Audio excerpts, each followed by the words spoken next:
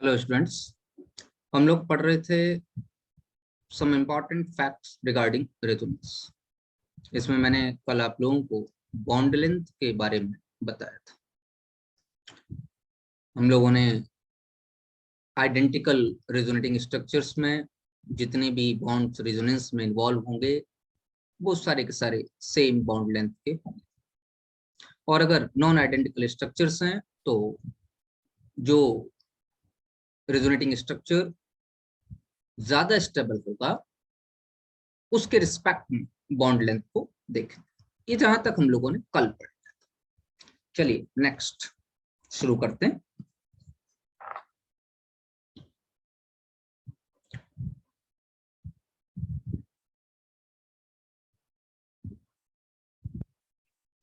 Resonance increases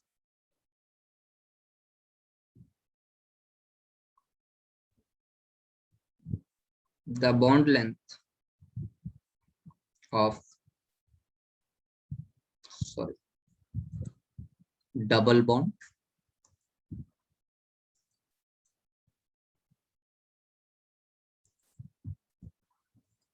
length of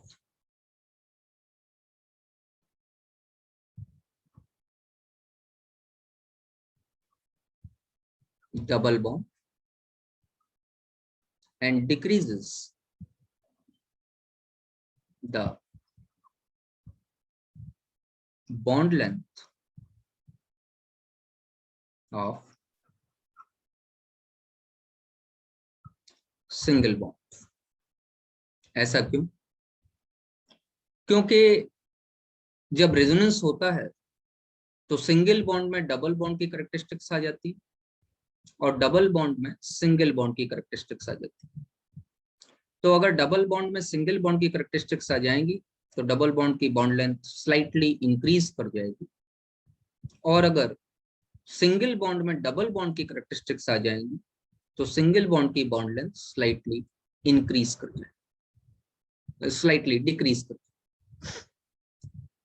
तो double bond की bond length को तो बढ़ा देता है और सिंगल बॉन्ड की बॉन्ड लेंथ को डिक्रीज करता है। क्यों? सिंगल बॉन्ड में डबल बॉन्ड की कैरेक्टरिस्टिक्स आ रही तो सिंगल बॉन्ड की बॉन्ड लेंथ को डिक्रीज कर, और जो है डबल बॉन्ड में सिंगल बॉन्ड की कैरेक्टरिस्टिक्स आ रही है इसलिए डबल बॉन्ड की बॉन्ड लेंथ को इंक्रीज करें। जरा ध्यान से देखिए, एग्जांपल बताता हूं आप लोगों को। बेंजीन का एक एग्जांपल लेते हैं हम लोग।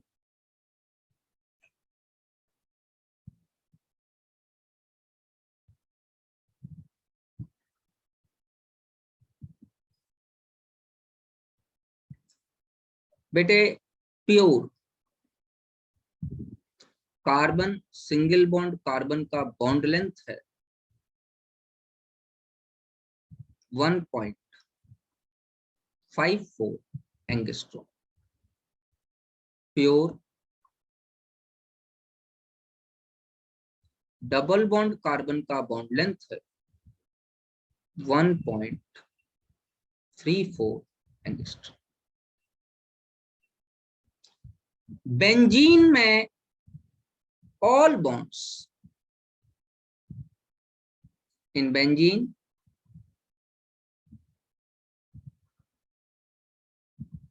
all bonds are of 1.39 angstrom. इसका मतलब सिंगल बॉन्ड की बॉन्ड लेंथ डिक्रीज होके 1.39 हो गई और डबल बॉन्ड की बॉन्ड लेंथ इंक्रीज होके 1.39 तक पहुंच गई। तो अगर रेजोनेंस होगा तो सिंगल बॉन्ड की बॉन्ड लेंथ डिक्रीज करेगी और डबल बॉन्ड की बॉन्ड लेंथ इंक्रीज करेगी, क्योंकि सिंगल बॉन्ड में डबल बॉन्ड के कैरेक्टरिस्टिक्स आ जाती हैं और डबल बॉन्ड में सिंगल बॉन्ड के कैरेक्टरिस्टिक्स आती हैं। चलिए यहां पर एक नोट लिखिए।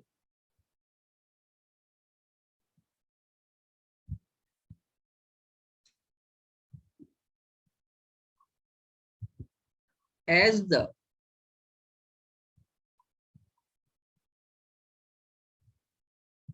resonating structures increases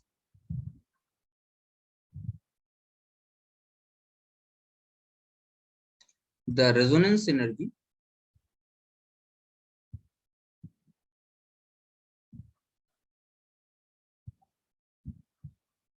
also increases, and thus as we know that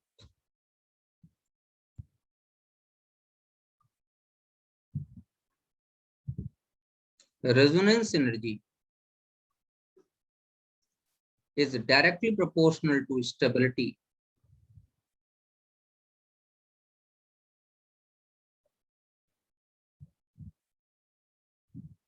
hence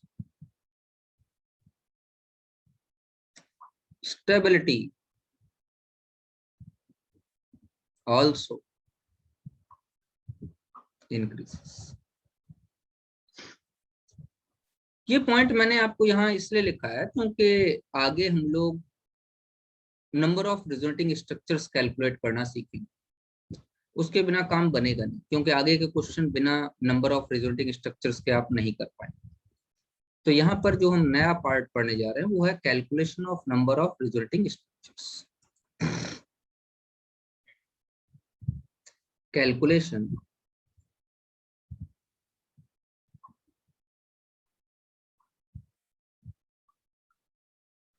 of number of resonating structures.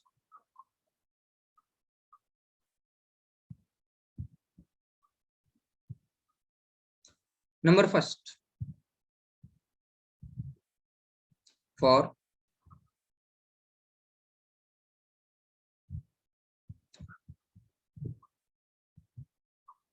simple conjugated structures,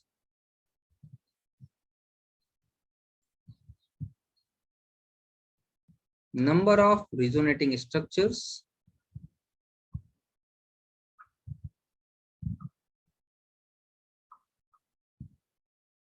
is equal to the number of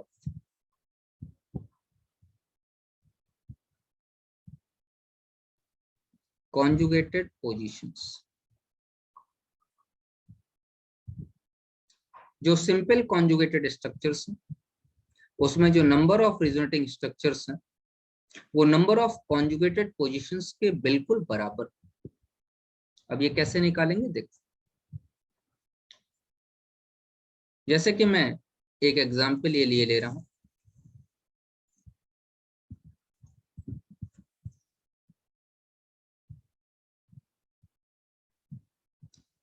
इस कार्बोकैटायन का नाम है एलाइलिक कार्बोकैटायन।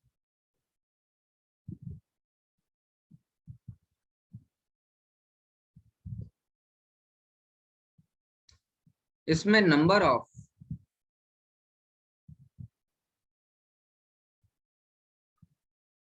कॉन्जुगेटेड पोजीशंस बराबर 2। कौन सी? एक pi और एक positive charge. Pi to positive का कॉन्जुगेशन और 2 पॉइंट्स पर यहां दिखाई दे रहा है, तो नंबर ऑफ कॉन्जुगेटेड पोजीशन सिर्फ 2। इसीलिए नंबर ऑफ रिजोनेटिंग स्ट्रक्चर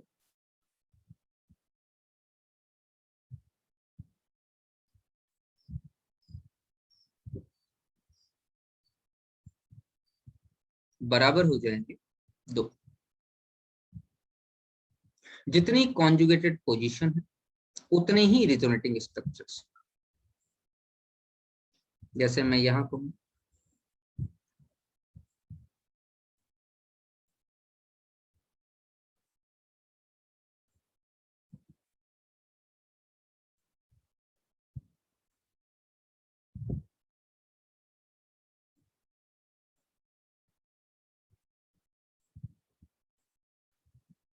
इस कार्बोकैटायन का नाम ट्रोपोलियम।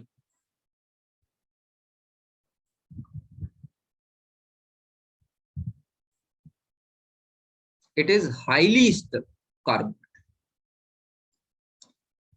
इसमें नंबर ऑफ कॉन्जुगेटेड पोजीशन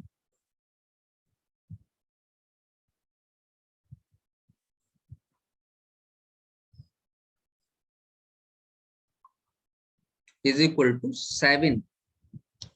कैसे पहचाना, देखिए एक बार पॉजिटिव यहाँ है, पाई बॉन्ड टूटेगा, इसका निगेटिव पॉजिटिव तो बॉन्ड बना लेगा, इस पर पॉजिटिव, तो टोटल यहाँ 7 जगह 7 कार्बन एटम्स पर एक एक बार पॉजिटिव आ सकता है, और पाई सिग्मा पाई का कॉन्जुगेशन डेवलप हो सकता है।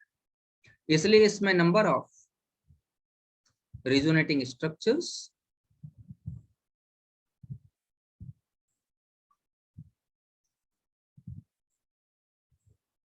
बराबर आ गए 7। और ध्यान रखिएगा प्रोपोलियम carbocation has 7 equivalent resonating structures,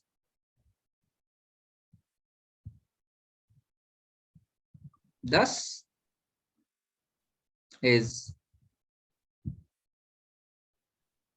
highly stable। एक बार और बता दो।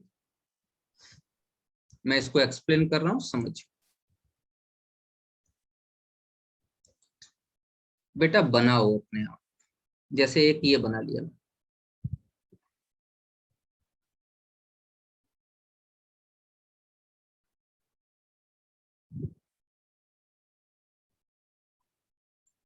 एक बार यहां पॉजिटिव लगा सकते हैं, pi sigma pi sigma pi, ये दोनों रेजोनेंस और हो सकते।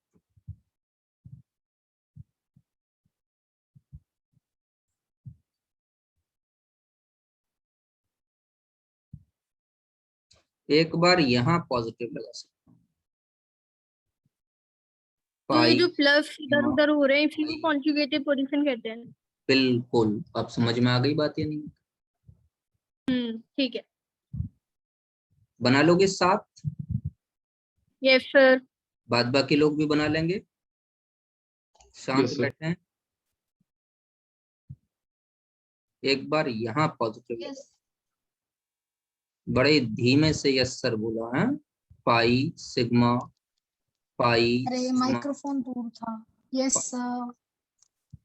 तो there will be 7 resonating structures. ये बहुत इंपॉर्टेंट पॉइंट है, ध्यान रखिएगा, मैं यहाँ लिख के दे रहा हूँ। Tropylium carbocation is more stable than C6H5 whole thrice C positive, मतलब ट्राइफिनाइल मिथाइल कार्बोकैटायन से भी ज्यादा स्टेबल होता है। इस बात को ध्यान रखें। सर इक्विवेलेंट रेजोनेटिंग स्ट्रक्चर मतलब सारे सेम स्ट्रक्चर है ना? हाँ, और यहां से एक बात और पता चल गई, अगर इक्विवेलेंट रेजोनेटिंग स्ट्रक्चर होंगे तो स्टेबिलिटी बढ़ेगी, अगर सारे स्ट्रक्चर इक्विवेलेंट हैं तो स्टेबिलिटी बहुत ज्यादा बढ़ जाएगी। जैसे किसी के पास नॉन इक्विवेलेंट रेजोनेटिंग स्ट्रक्चर हो और ज्यादा नंबर में, कोई फर्क नहीं पड़ता, बेकार है, कोई मतलब, लेकिन कम नंबर में हो और इक्विवेलेंट हो तो वो ज्यादा स्टेबल। अभी आपको पता चलेगा। रूल सर ये नंबर, ज्यादा होंगे तो स्टेबल क्यों नहीं होंगे? ज्यादा होंगे और नॉन इक्विवेलेंट होंगे तो कहां से स्टेबल हो जाएगा? स्टेबिलिटी मतलब डिवाइड हो आपने जाएगी। इक्विवेलेंट बोला था ना। अगर इक्विवेलेंट होंगे तो बहुत ज्यादा स्टेबल, और अगर नॉन इक्विवेलेंट है और ज्यादा है ठीक। तो उसकी उतनी स्टेबिलिटी नहीं बढ़ पाएगी। Rule number 2,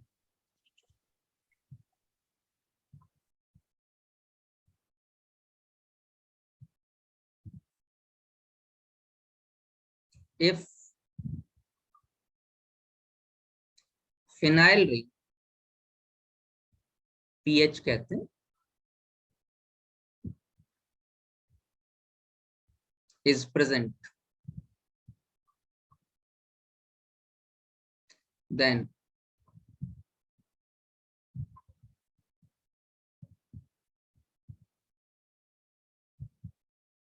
number of resonating structures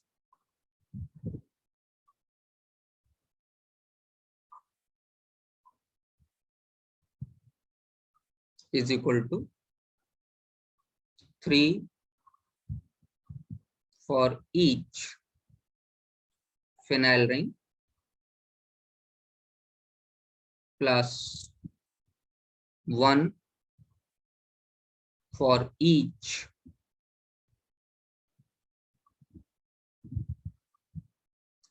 conjugated position.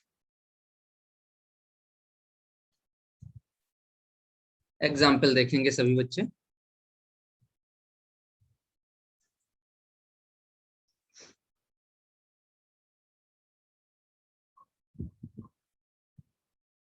मैं कह रहा हूं C6H5 CH2 पर पॉजिटिव। क्या फिनाइल रिंग और पॉजिटिव चार्ज आपस में कॉन्जुगेशन में? हाँ, इसका पाई सिग्मा पॉजिटिव कॉन्जुगेशन में। तो अगर नंबर ऑफ रिजोनेटिंग स्ट्रक्चर देखे जाए तो यहाँ हो जाएंगे 3 फिनाइल रिंग के लिए, 1 इस कॉन्जुगेटेड पोजीशन के लिए, टोटल 4 हो। अगर मैं यहाँ कहूँ C6H5 का होल ट्वाइस CH तो 2 लग जाएंगे C6H5। क्या दोनों फिनाइल रिंग इसके साथ कॉन्जुगेशन में? बिल्कुल कॉन्जुगेशन। बना के देख लो, ओपन करके मैं बना देता हूँ।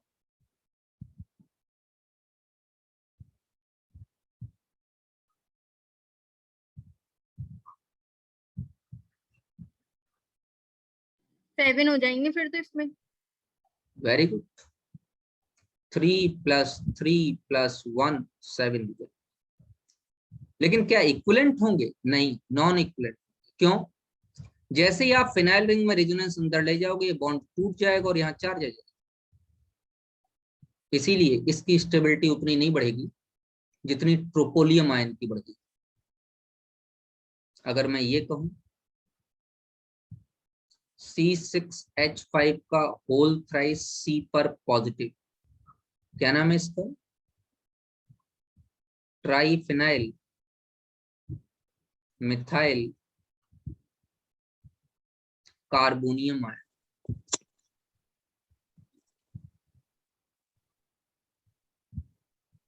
इसके हो जाएंगे 3 + 3 + 3 + 1, टोटल 10। 10 हो जाएगा। अब अगर स्टेबिलिटी देखूं तो क्या हो जाए? स्टेबिलिटी बढ़ रही है। बोलो भैया। अच्छा, तो ये तो हर जगह काम करे। मैं कहूं C6H5 CH2 निगेटिव, तो हाँ, कॉन्जुगेशन तो π2 निगेटिव भी होता है। मैं कहूं C6H5 का होल ट्वाइस CH निगेटिव, तो हाँ, इसमें भी होता है। C6H5 का होल थ्राइस C निगेटिव, तो इसमें भी होता है। कॉन्जुगेशन तो π2 positive, π2 negative, π2 lone pair, π2 free radical सारे ही होते हैं। तो क्या इसमें भी 4 होंगे? बिल्कुल, इसमें 4 होंगे, इसमें 7 होंगे और इसमें 10 होंगे। तो अगर कार्बन आयन की बात की जाए सर आपने तो नॉन दोबारा बोलिए। ये आप बोल रहे सर पहले। ये टॉल्विन नहीं है बेटा, ये बेंजाइलिक कार्बन आयन। अरे नहीं, टॉलुइन नहीं बोल रही मैं बोल रही हूँ कि आपने क्या बताया था नॉन इक्विवेलेंट के लिए। ये सब नॉन इक्विवेलेंट कैसे है? बताता हूँ।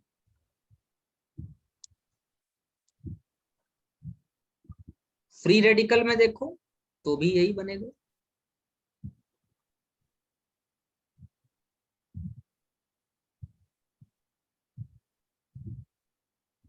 क्योंकि कॉन्जुगेशन तो हो ही रहा है।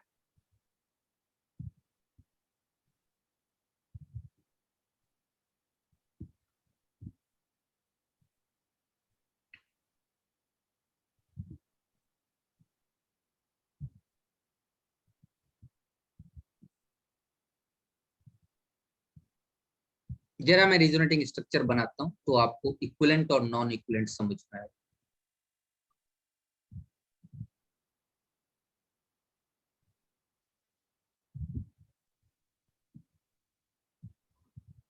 घर बैठ के बनाएंगे तो सर बना रहे हैं, साथ साथ ही कर रही हूँ मैं तो सारा। ये पॉजिटिव है, सिग्मा है, पाई।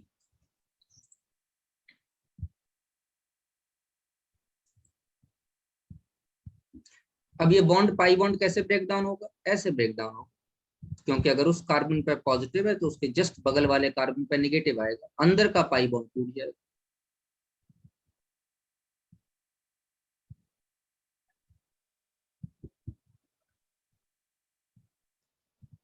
इसका नेगेटिव और इसका पॉजिटिव यहाँ डबल बॉन्ड बन गया और इस कार्बन पे नेगेटिव आ जाएगा, सॉरी पॉजिटिव आ जाएगा। तो क्या ये दोनों स्ट्रक्चर इक्विवेलेंट है या नॉन इक्विवेलेंट? नहीं sir, non equivalent. Non equivalent है। तो क्या ये जो स्ट्रक्चर्स 4 बन रहे हैं, 7 बन रहे हैं, 10 बन रहे हैं, ये क्या इक्विवेलेंट बनेंगे? नहीं, बिल्कुल किसी कीमत पे इक्विवेलेंट नहीं बनेंगे, सारे नॉन इक्विवेलेंट बनेंगे।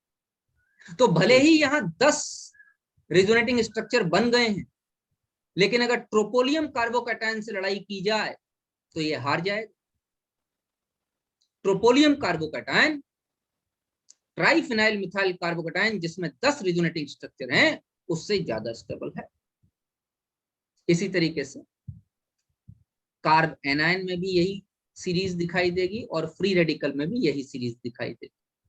मैंने आप लोगों को तीनों के स्टेबिलिटी ऑर्डर्स पढ़ाए थे जब मैंने होमोलिटिक बॉन्ड क्लीवेज और हेटेरोलिटिक बॉन्ड क्लीवेज पढ़ाई थी, और मैंने कहा था कि इसको मैं आगे जाके एक्सप्लेन करूंगा। आपको समझ में आ रहा होगा कि ये ऐसा क्यों है, क्यों ट्राइफिनाइल मिथाइल कार्बोकैटायन या carbonium ion, triphenyl methyl carb anion या ट्राइफिनाइल मिथाइल फ्री रेडिकल बहुत ज्यादा स्टेबल होते हैं। क्यों? क्योंकि इनके पास 10-10 रेजोनेटिंग स्ट्रक्चर्स डेवलप हो जाते हैं। बोलो भैया। ठीक है सर। Yes sir.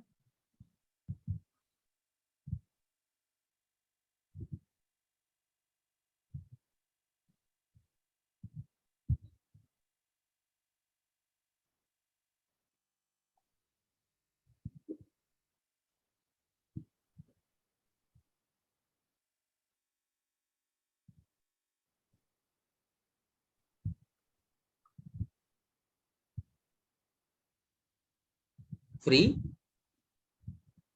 रेडिकल।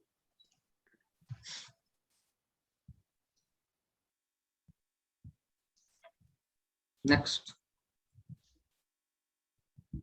चलिए एक क्वेश्चन करते हैं छोटा सा। If x, y and z are the CCl bond length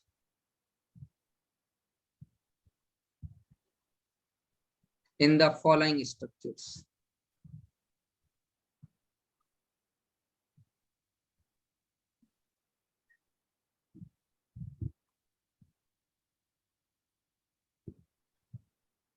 एक है CH3 CH2Cl, एक है CH2 double bond CH single bond Cl, और एक है C6H5Cl। यहां से यहां तक का बॉन्ड लेंथ x है, यहां से यहां तक का बॉन्ड लेंथ y है, और यहां से यहां तक का बॉन्ड लेंथ z। तो आपसे क्वेश्चन किया जा रहा है, then find out the correct option. Number पहला, x is equal to Y is equal to Z. Number दूसरा, x y z। नंबर तीसरा, x y z। नंबर चौथा, x is equal to Y that is not equal to Z। ये आपके पास चार sir option. B, sir B, क्यों? B है sir B. क्योंकि बी सर में क्योंकि एक्स ये ना, की सिंगल बॉन्ड है तो उसकी लेंथ ज्यादा होगी सिंगल बॉन्ड की, उन दोनों में डबल बॉन्ड आएगा। नहीं सर, रेजोनेंस की वजह से है तो, कि उसमें रेजोनेंस ज्यादा है जेड वाले में। थोड़ा थोड़ा दोनों का सही है और काफी ज्यादा गलत है। पहली बात ये सही है कि एक्स यहाँ प्योर सिंगल बॉन्ड है और इसकी बॉन्ड लेंथ सबसे ज्यादा। वाई में अगर देखें तो यहाँ पे रेजोनेंस है और हाँ। क्लोरीन पर 3-3 लोन पेयर होते हैं। पाई सिग्मा लोन पेयर का रेजोनेंस है, तो जो नंबर ऑफ रेजोनेटिंग स्ट्रक्चर्स होंगे मैं यहाँ लिख के दे रहा हूँ CH3 CH2 Cl। इस केस में नो रेजोनेंस,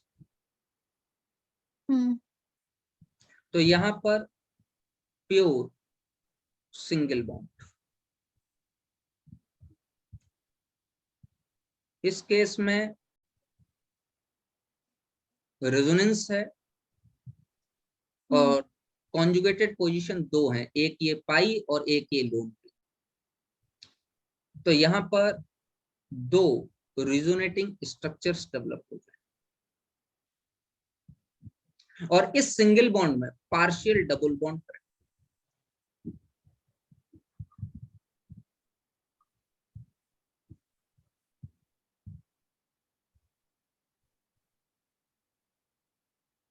आ जाएगा। और जब मैं C6H5Cl की बात करूंगा तो यहां पर भी रेजोनेंस है, लेकिन यहां पर 4 रेजोनेटिंग स्ट्रक्चर्स डेवलप हो जाएंगे, मतलब रेजोनेंस की क्वांटिटी बढ़। तो पार्शियल डबल बॉन्ड करेक्टर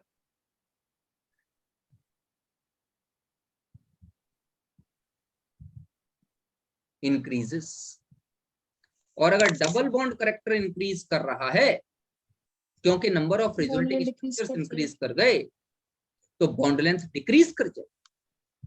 यहां 2 ही रेजोनेटिंग स्ट्रक्चर है तो बॉन्ड लेंथ डिक्रीज करेगी। यहां 4 हैं तो बॉन्ड लेंथ बहुत ज्यादा डिक्रीज करेगी क्योंकि डबल बॉन्ड करेक्टर लगातार आता रहेगा इसके। तो आंसर सभी बच्चों का सही था।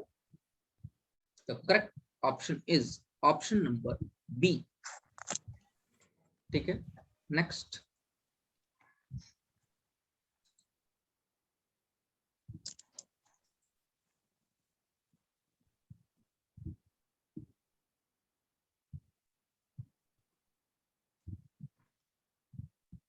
If anywhere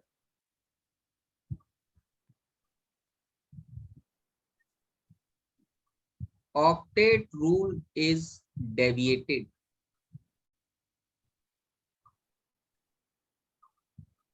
that type of conjugation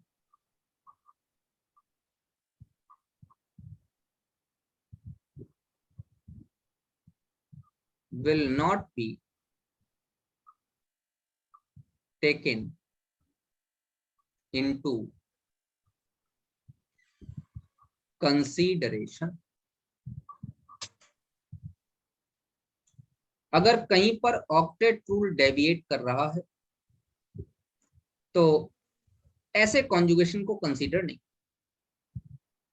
octet rule को समझना जरूरी है। ऑक्टेट रूल में बात है, बच्चे ये समझ लेते हैं 8 इलेक्ट्रॉन से ज्यादा नहीं आ सकते, नहीं ऐसी बात नहीं। सेकंड पीरियड के एलिमेंट में 8 इलेक्ट्रॉन से ज्यादा नहीं आ सकते। अगर एलिमेंट थर्ड पीरियड का है तो वो 8 से ज्यादा ले सकता है, अपना ऑक्टेट एक्सपेंड कर सकता है, तो वहां पर डेविएशन नहीं।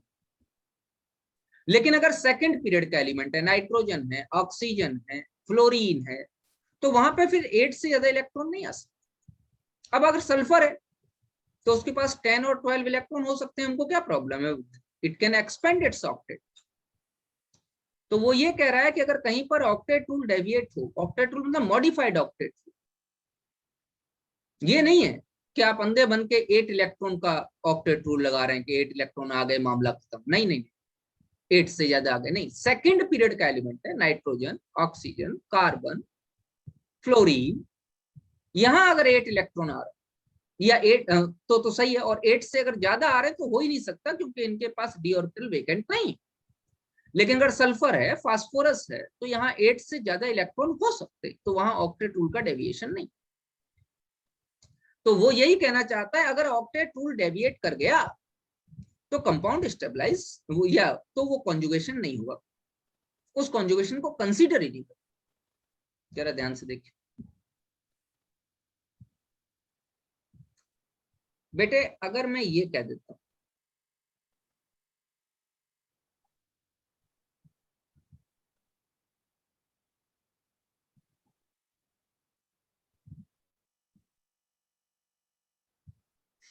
तो यहाँ कॉन्जुगेशन एक तो रिंग में पाई सिग्मा पाई का है, और रिंग के बाहर जो कॉन्जुगेशन है वो पाई सिग्मा लोन पेयर। अगर ये नाइट्रोजन अपना लोन पेयर डोनेट करे, ध्यान दो, करेगा ही करेगा क्योंकि कॉन्जुगेशन करेगा, तो ये नाइट्रोजन अपना लोन पेयर इस कार्बन को डोनेट करेगा और ये बॉन्ड यहां से ऐसे टूट, तो इस कार्बन पे पॉजिटिव आएगा, इसका पॉजिटिव और नाइट्रोजन का लोन पेयर है, डबल बॉन्ड बन गया।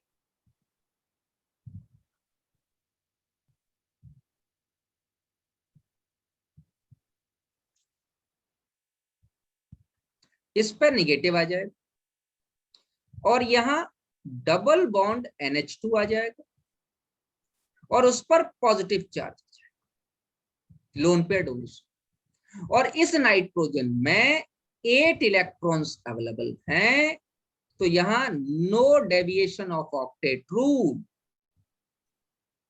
No deviation of octet rule. Thus, lone pair of nitrogen atom are involved in conjugation.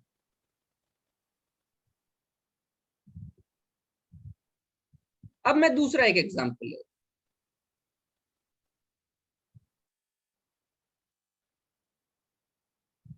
मान लीजिए ये और यहां मैंने NH3 पॉजिटिव ले लिया, तो एक तो पाई सिग्मा पाई का रिंग में कॉन्जुगेशन, एक कॉन्जुगेशन हमको और दिखाई दे रहा, पाई सिग्मा पॉजिटिव। जरा लीजिए इसको, अगर मैं पाई सिग्मा पॉजिटिव का कॉन्जुगेशन लूं तो इस पॉजिटिव के बगल में निगेटिव आना चाहिए, इसीलिए इस बॉन्ड को इस तरीके से टूटना चाहिए। कैसे टूटना चाहिए? इस बॉन्ड को ऐसे टूटना चाहिए, और अगर ये बॉन्ड ऐसे टूटेगा, ध्यान रखना नाइट्रोजन सेकंड पीरियड का एलिमेंट, तो इस कार्बन पे तो पॉजिटिव आ गया और यहां बेटा डबल बॉन्ड के साथ NH3 आ गया। अब अगर इस नाइट्रोजन पे आप देखो तो इस नाइट्रोजन पे 10 इलेक्ट्रॉन्स हो गए, 5 बॉन्ड आ गए इस नाइट्रोजन के पास, 3 तो हाइड्रोजन वाले और ये डबल बॉन्ड। ऐसा कॉन्जुगेशन पॉसिबल नहीं, नाइट्रोजन के पास 10 इलेक्ट्रॉन नहीं हो सकते। तो here octet rule is deviated.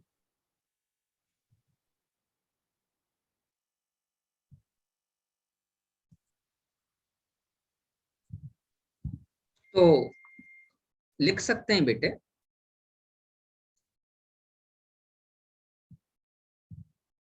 this type of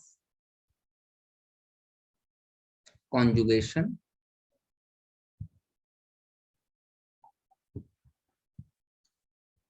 is not considered at all. इस तरीके के कॉन्जुगेशन को हम कंसीडर नहीं करेंगे। चलिए next point,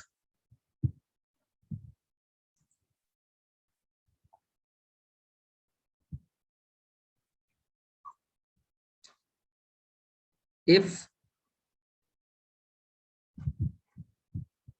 with pi to pi conjugation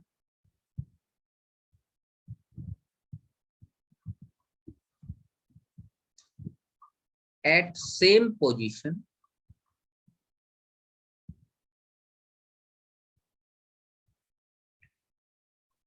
any other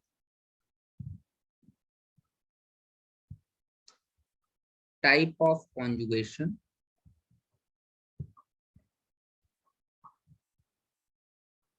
is also possible, then it will not be involved in conjugation. अगर पाई to pi conjugation available है और उसी पोजीशन पर वहीं पर कोई दूसरे टाइप का कॉन्जुगेशन भी हमको दिखाई दे रहा, तो उस कॉन्जुगेशन को इन्वॉल्व नहीं करें, फ्री कर देंगे उसे। जरा ध्यान से देखिए, एक एग्जांपल यहां बता रहा हूं, थोड़ी जगह कम है लेकिन ध्यान से देखें।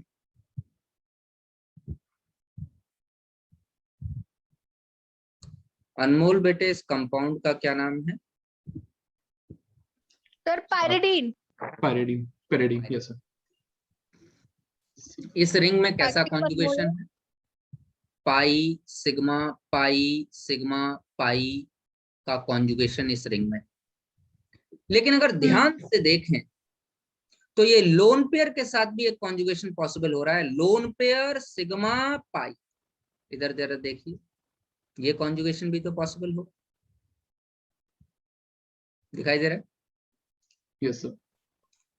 Pi sigma pi sigma pi sigma pi, पूरी रिंग में कॉन्जुगेशन पाई सिग्मा पाई का है। लेकिन एक साइड से एक कॉन्जुगेशन और दिखाई दे रहा है, lone pair sigma pi. lone pair will not be involved in the conjugation. Here, lone pair of nitrogen atom will not be involved in conjugation.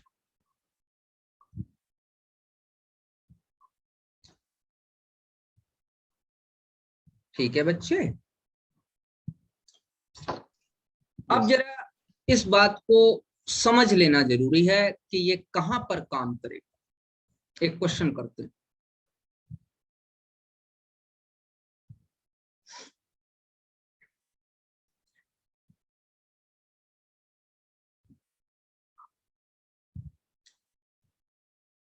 Arrange the following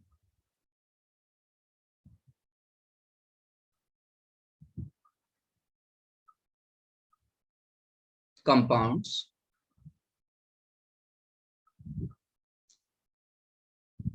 in increasing order of their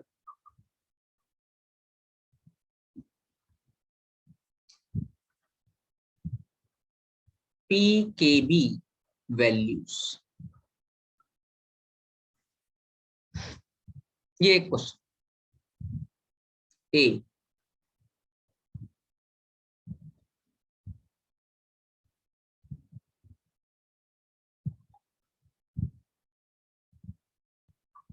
aniline, B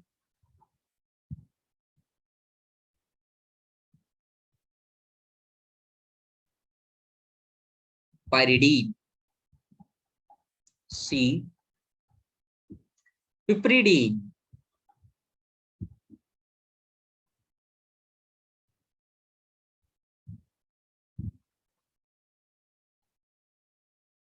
वैसे ये H लगाने की जरूरत नहीं, obvious है कि nitrogen के साथ एक एच लगा। और डी पायरॉल।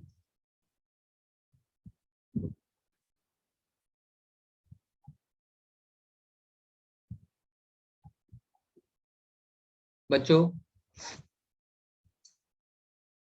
सॉल्यूशन PKB बराबर माइनस लॉग के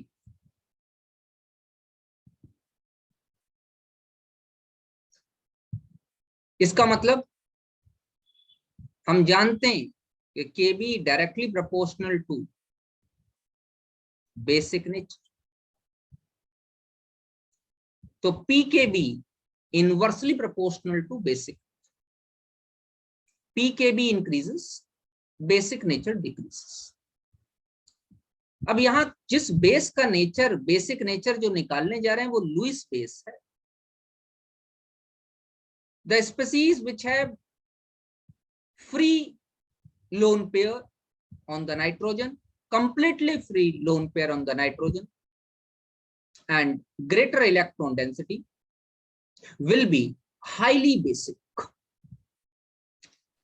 अगर क्वेश्चन में ध्यान से देखें, हाँ क्या बोलना चाहते हैं? सी में सबसे ज्यादा होगा। वेरी गुड बेटे, ध्यान से देखें तो एक तो इस नाइट्रोजन का लोन पेयर है, और इसमें अच्छा एक बात बताओ तन्वी कि ये ज्यादा क्यों होगा, कॉज क्या है? क्योंकि इसके अंदर कोई रेफरेंस में इन्वॉल्व नहीं हो रहा, तो ठीक है, इजीली वो करता है। और कुछ फ्री है ना, ये रेफरेंस में पार्ट ही नहीं ले रहा। नहीं, वो बात तो मैंने सुन ली, और कोई नहीं यार कुछ नहीं है? दोनों तरफ से CH2 CH2 CH2 CH2 carbon chain का प्लस आई काम कर, दोनों तरफ से कार्बन चेन का प्लस आई काम कर रहा है। कार्बन चेन में प्लस आई होता है, प्लस आई क्या काम करता है? इलेक्ट्रॉन रिपेलिंग, कार्बन से इलेक्ट्रॉन रिपेल होंगे नाइट्रोजन की तरफ। नाइट्रोजन का लोन पेयर फ्री था और इलेक्ट्रॉन और मिल रहे हैं, तो इलेक्ट्रॉन डेंसिटी बहुत ज्यादा बढ़ जाएगी। इसका मतलब सी पिप्रिडीन, इसका बेसिक नेचर हाईएस्ट होगा, मतलब PKA lowest, sorry PKB lowest हो। इंक्रीजिंग ऑर्डर चाहिए, सी की सबसे कम। अब बचा है बी, इसके पास लोन पेयर है। ए अमोनिया, सॉरी एनिलीन, इसके पास लोन पेयर है, और पायरॉल इसके पास लोन पेयर। पायरॉल में अगर मैं लोन पेयर की बात करूं तो pi sigma lone pair sigma pi. क्या मतलब हो गया? मतलब ये हो गया कि इसका लोन पेयर हाईली इन्वॉल्व है रिजोनेंस में। अगर ये लोन पेयर रिजोनेंस में इन्वॉल्व न हो तो इसका एरोमेटिक करैक्टर खत्म हो जाएगा। इसका मतलब इसका लोन पेयर फ्री नहीं है, नाइट्रोजन के साथ एक हाइड्रोजन तो है ही है, वो तो ऑब्वियस, समझ में आता कि नहीं आता? तो इसका लोन पेयर फ्री नहीं है। साइंटिस्ट कहना चाहता है कि डी तो किसी भी कीमत पर प्रोटोनेट नहीं होगा, मतलब आसानी से इलेक्ट्रॉन डोनेट नहीं करेगा। तो डी का जो PKB वैल्यू होगा वो हाईएस्ट होगा, क्योंकि ये लीस्ट बेस। हाँ सॉरी हाईएस्ट। तो डी का, तो मैंने हाईएस्ट और लोएस्ट निकाल लिया। अगर मुझे 4 ऑप्शन दिए जाते तो फटाफट लिख देते। CABD। अब ध्यान से देखो, अब हमारा बचा है ए और बी।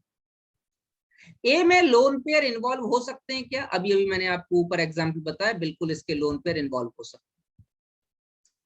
एनिलीन का एग्जाम्पल अभी अभी हम ऊपर करके आ रहे हैं। लेकिन पायरिडीन के लोन पेयर इन्वॉल्व हो सकते हैं क्या? नहीं, पायरिडीन के लोन पेयर इन्वॉल्व नहीं हो सकते। इसका मतलब पायरिडीन का लोन पेयर ज्यादा फ्री है इन कंपैरिजन टू एनिलीन। जी हाँ, पायरिडीन का लोन पेयर दो तरफ से। अच्छा सर क्यों नहीं पता, हो तो रहा है पाए एनिलीन का लोन पेयर इन्वॉल्व हो रहा है या नहीं हो रहा है? इधर देखिए पीछे के पेज, ये एनिलीन है, इसका लोन पेयर इन्वॉल्व हो रहा है। लिखा है मैंने यहाँ, lone pair of nitrogen atom are involved in the conjugation.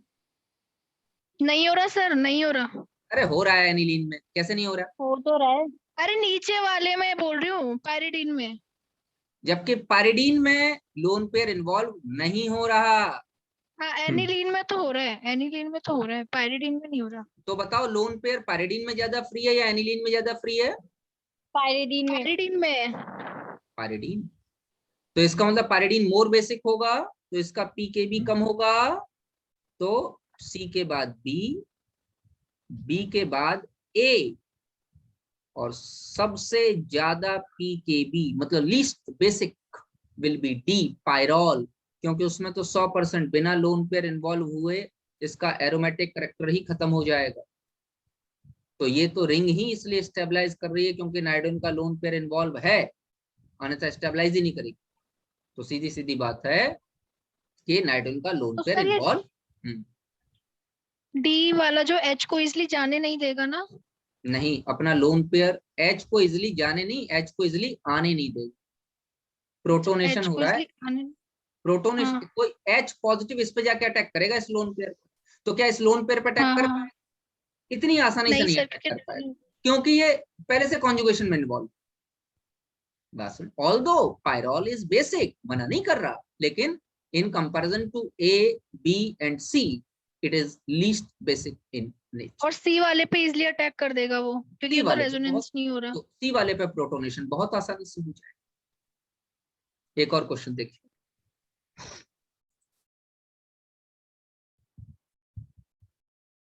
मैंने कहा था आप लोगों से कि पीकेबी और पीके के टर्म्स में क्वेश्चन आ सकता है, वो ये है।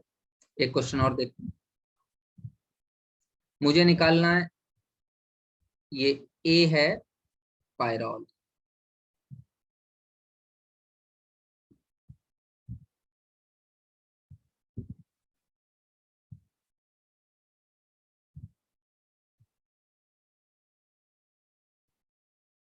और बी है पायराजोल।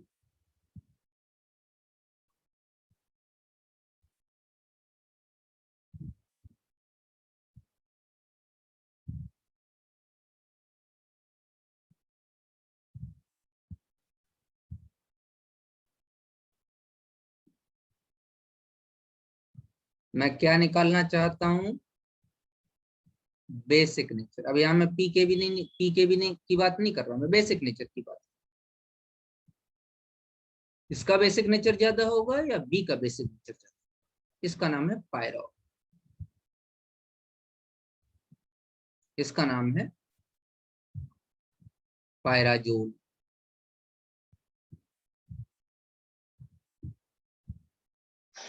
पायरॉल में जो लोन पेयर है वो इन्वॉल्व है कॉन्जुगेशन, पायराजोल में एक नाइट्रोजन का लोन पेयर तो इन्वॉल्व है कॉन्जुगेशन में, दूसरी नाइट्रोजन का फ्री, क्योंकि मैंने बताया था जहां पाई सिग्मा पाई का कॉन्जुगेशन पाया जाएगा वहां पर लोन पेयर उसी पोजीशन पे हो तो इन्वॉल्व नहीं करेगा। तो ये नाइट्रोजन जो है ये तो इन्वॉल्व है, लेकिन जो ऊपर वाली ये नाइट्रोजन है ये इन्वॉल्व नहीं। तो इसका मतलब एक नाइट्रोजन इन्वॉल्व होगी, दूसरी नाइट्रोजन फ्री हो जाएगी। तो किसका बेसिक नेचर ज्यादा होगा? जिसका पायराजोल। पायरा पैराजोल का। पायराजोल का basic nature in comparison to pyrrole ज्यादा। ये बेसिक नेचर ऑफ एमीन्स में जो पार्ट मैं बता रहा था कि आगे पढ़ाऊंगा वो वही यही पार्ट है, और इसीलिए हम लोग लास्ट में एक बात लिख सकते हैं, नोट,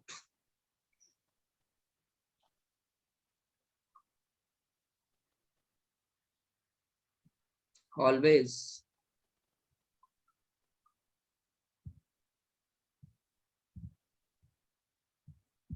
एलिफेटिक एमीन्स मतलब non conjugated.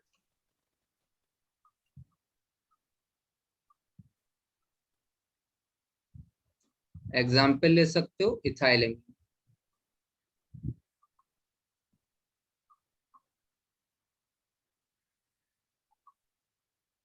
are more basic than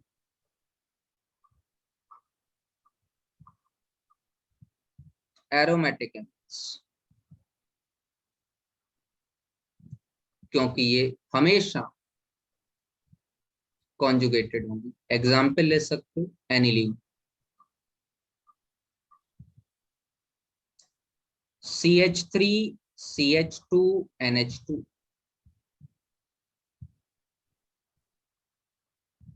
ये ज्यादा बेसिक होगी C6H5NH2 के कंपैरिजन।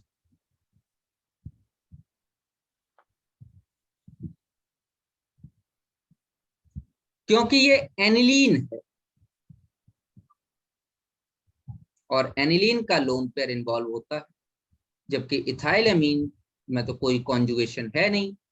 और दूसरी बात ये है कि जो कार्बन चेन है ये इसको प्लस आई पावर देगी, तो इलेक्ट्रॉन डेंसिटी भी बढ़ जाएगी। तो ethyl amine is more easily protonated, ये वर्ड भी लिख के दे रहा हूं। Thus, in other words,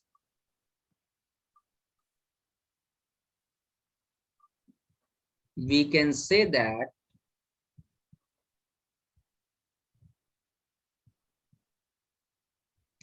ethylamine is more easily protonated than aniline। Ethyl amine में प्रोटोनेशन जल्दी होगा, H पॉजिटिव जल्दी आके अटैक करके लोन पेयर को पकड़ लेगा, एनिलीन में इतनी जल्दी नहीं। ये बेटा बेसिक नेचर ऑफ एमीन्स का पार्ट था जो कि मैंने आप लोगों को बताया। रेजोनेंस यहां पर काम करेगा। देख रहे हो कि रेजोनेंस के बहुत सारे फैक्टर्स हैं और इन्हीं फैक्टर्स पे रेजोनेंस बहुत सारे क्वेश्चंस डिपेंड करें। ये काफी इंपॉर्टेंट पार्ट है आपका इलेक्ट्रॉनिक इफेक्ट में। Resonance is the most important part of the electronic effect. ये समझ में आने का मतलब है कि ऑर्गेनिक केमिस्ट्री का बेस आपका बहुत अच्छा तैयार होगा। चलिए नेक्स्ट बात करते हैं। In case of stability of resonating structure,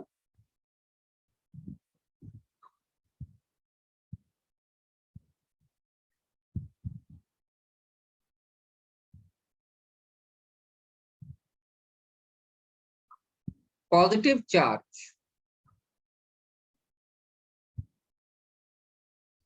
must be on more electropositive species and negative charge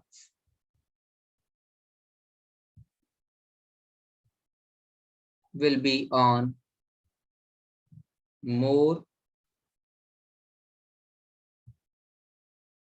electronegative species। Positive charge more electropositive species पे होना चाहिए और negative charge more electronegative species पे होना चाहिए। जैसे देखो, अगर मैं यहां पर ऐसे कहूं CH2 C double bond O single bond H और इस पे नेगेटिव चार्ज ले, अब क्या यहाँ पे कोई कॉन्जुगेशन दिखाई दे रहा है? जी हाँ, निगेटिव सिग्मा पाई का कॉन्जुगेशन। इसका रेजोनेंस करो, ये निगेटिव आगे आ जाएगा और ये बॉन्ड इस तरीके से टूट जाएगा, क्योंकि ऑक्सीजन मोर इलेक्ट्रोनेगेटिव स्पीसीज है तो इस पे चला जाएगा। मतलब ये रूल इलेक्ट्रोनेगेटिविटी रूल कहलाता है।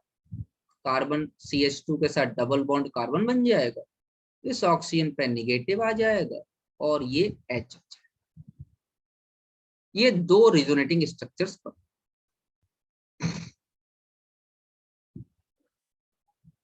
मैं आराम से लिख सकता हूं कि ये लेस स्टेबल है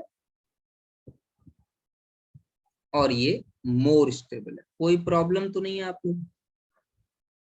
नो सर। भाई निगेटिव चार्ज कार्बन पर आना तो गलत है, निगेटिव चार्ज तो ऑक्सीजन पे आना चाहिए। Oxygen more electronegative. क्लियर? इस रूल को कहते हैं इलेक्ट्रोनेगेटिविटी रूल।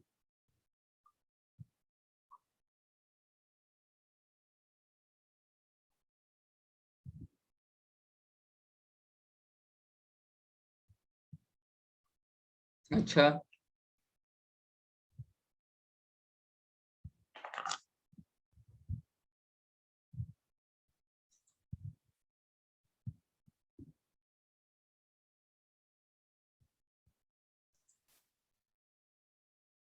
तो इस रूल को हम लोग इलेक्ट्रोनेगेटिविटी रूल कहते हैं। अब जरा नेक्स्ट रूल की बात।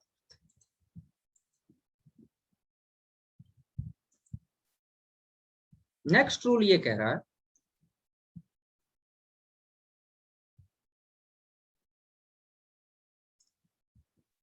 the resonating structure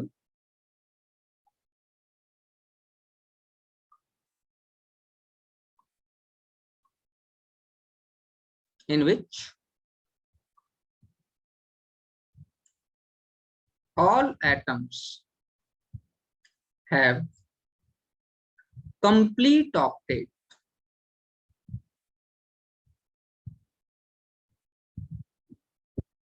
will always be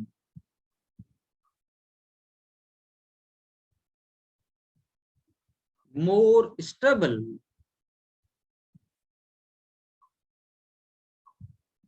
than the other. Example देखिए,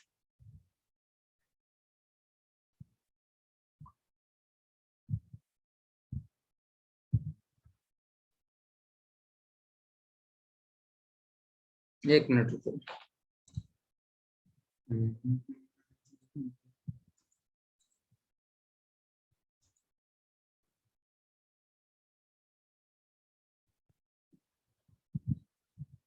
यहाँ पर एक पॉजिटिव चार्ज और यहाँ पर CH। क्या कोई कॉन्जुगेशन दिखाई दे रहा है आप लोगों को? यहाँ पर एक कॉन्जुगेशन है, lone pair to positive. It is also known as the back bonding in the organic chemistry. और ये मैंने बताया था, ये सबसे स्टेबल टाइप का कॉन्जुगेशन। अगर ये कहीं आ जाएगा तो बाद बाकी सारे कॉन्जुगेशंस पीछे छूट जाए, यही माना जाए।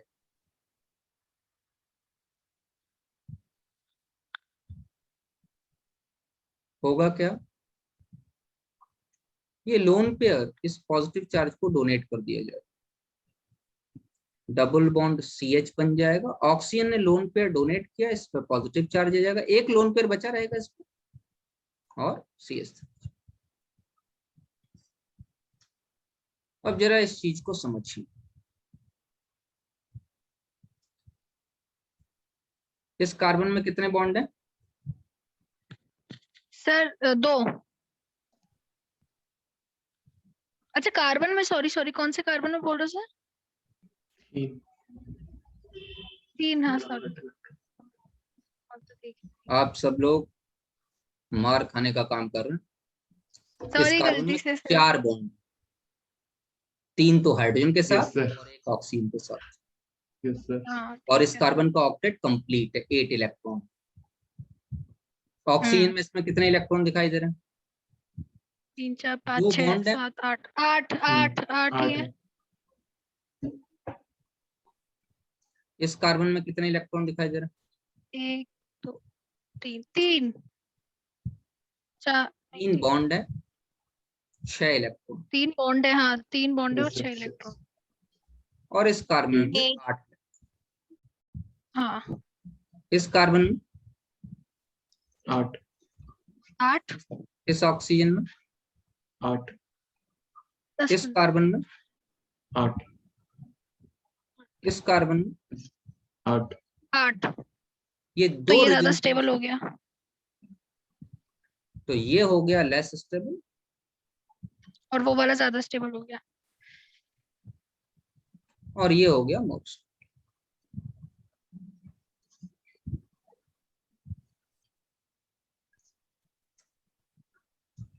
लेकिन यहाँ तो बवाल हो गया। क्या बवाल हो गया? अभी अभी हमने पढ़ा है कि ऑक्सीजन पे पॉजिटिव चार्ज नहीं आना चाहिए। According to the electronegativity rule. लेकिन Yes. ये जो नया रूल हमने पढ़ा जिसका नाम है ऑक्टेट रूल, इस रूल का क्या नाम है? Octet. Octet rule. Octet rule कहता है निगेटिव आए पॉजिटिव आए कुछ भी आए, अगर ऑक्टेट कंप्लीट हो रहा है तो उसकी स्टेबिलिटी बढ़ जाएगी, कोई लेना देना नहीं। तो तो सर अब ज्यादा पावरफुल ये वाला रूल है ना? हाँ, बात यह है कि किसकी बात मानी जाएगी, तो हमेशा ध्यान रखिएगा, note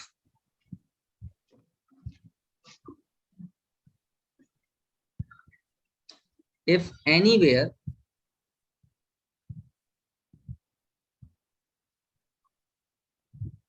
there is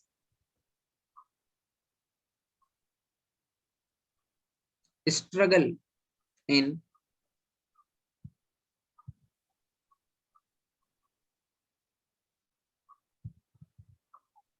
electronegativity rule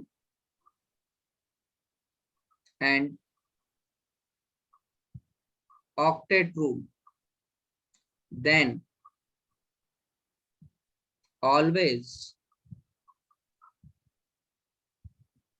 give priority.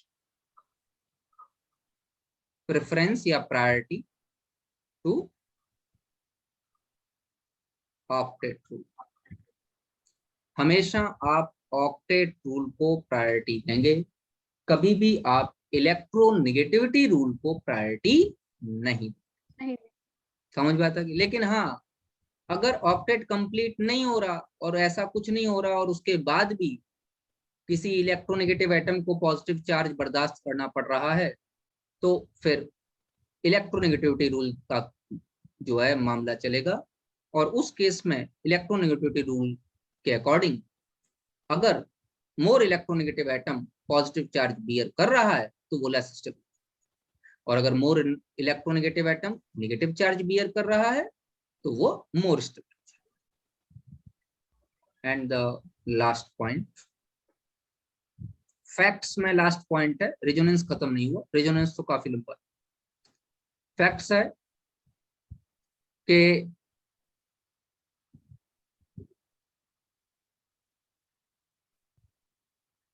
the linear conjugation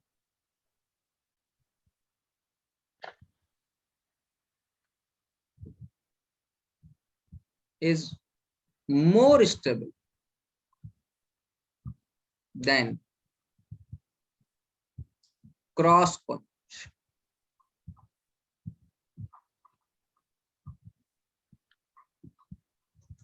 cross conjugation के कंपैरिजन में लीनियर कॉन्जुगेशन जो होता है वो ज्यादा stable.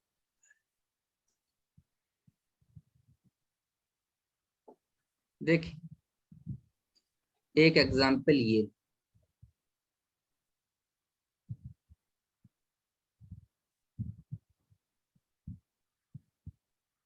Pi sigma pi sigma pi, और एक एग्जांपल ये,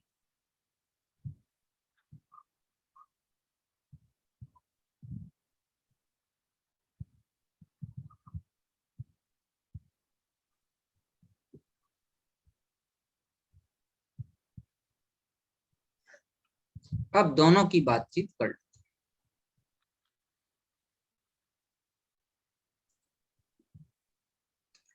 ये कॉन्सेप्ट है लीनियर कॉन्जुगेशन।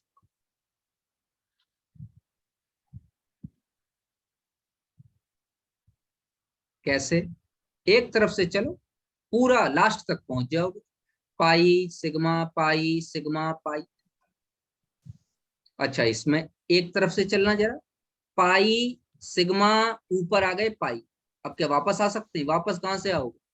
कोई रास्ता ही नहीं, मतलब ये वाला छोड़ना पड़ेगा। अच्छा, अगर हम ये ले लें तो फिर ऊपर चलो पाई सिग्मा पाई, तो ये वाला छोड़ना पड़ेगा।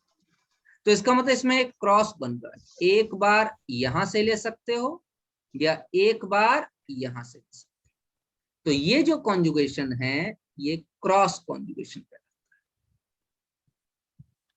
क्रॉस कॉन्जुगेशन, और ये हमेशा स्टेबिलिटी डिक्रीज करे। लेस,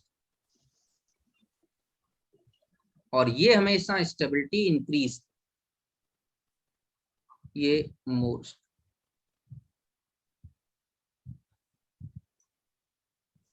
तो क्रॉस कॉन्जुगेशन स्टेबिलिटी डिक्रीज करेगा, लीनियर कॉन्जुगेशन स्टेबिलिटी इंक्रीज करेगा। बच्चों, ये some interesting facts regarding resonance वाला पार्ट आपका हो गया। अब हम लोग नेक्स्ट क्लास में आगे पढ़ेंगे types of resonance, plus R, minus R, उनके एग्जाम्पल्स, और जो है किस तरीके से आप प्लस आर माइनस आर को आइडेंटिफाई करोगे, और प्लस आर माइनस आर किस तरीके से कार्बोकैटायन कार्बोनायन की स्टेबिलिटी को डिफाइन करेंगे, किस तरीके से एसिडिक और बेसिक नेचर को बताएंगे। इन सारी बातों को हम लोग नेक्स्ट टॉपिक में पढ़ें, ठीक है। फिर एक और बार लीनियर और वो बता देना क्रॉस।